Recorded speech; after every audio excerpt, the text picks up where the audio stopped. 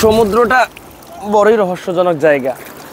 আমার বাপে ছোটোবেলায় গল্প করতো যে সমুদ্রের ভেতরে, শৈবালের ভেতরে যে ছোট ছোট কীটপতঙ্গগুলো আছে তাদেরও কোনো না কোনোভাবে আল্লাহ রিজিকের ব্যবস্থা করে দিচ্ছে, তাদেরকে কিন্তু খুব বেশি টেনশন করা লাগতেছে না।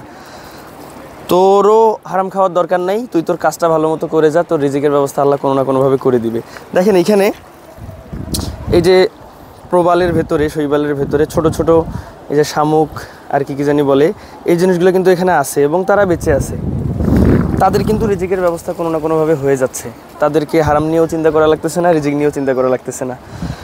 তো আমাদেরও আসলে রিজিকের জন্য হারাম নিয়ে চিন্তা ভাবনা করার দরকার নেই। আমরা আমাদের কাজটা যদি ঠিকঠাক মতো করে যাই তাইলে বোধহয় আমাদেরও রিজিকের ব্যবস্থাটা ভালোভাবেই হবে ইনশাল্লাহ। আমি এই জিনিসটা দেখতেছি ছবি তোলার সময় এসে, আর হচ্ছে আমার বাপের কথা খেয়াল করতেছি বারবার যে সমুদ্রে শৈবালের ভেতরে ছোট ছোট কীটপতঙ্গগুলো রিজিকের ব্যবস্থা হয়ে যাচ্ছে। আমাদের সাথে যা কিছু ঘটে সব কিছুরই বোধহয় কোনো না কোনোভাবে একটা লিঙ্ক আপ করা থাকে। আমার বাপের কথার সাথে আমি এখন এই জিনিসটা লিঙ্ক আপ করতেছি। বড়ই রহস্যময় এই সমুদ্রটা, যাই ছেড়ে দিয়ে আসি।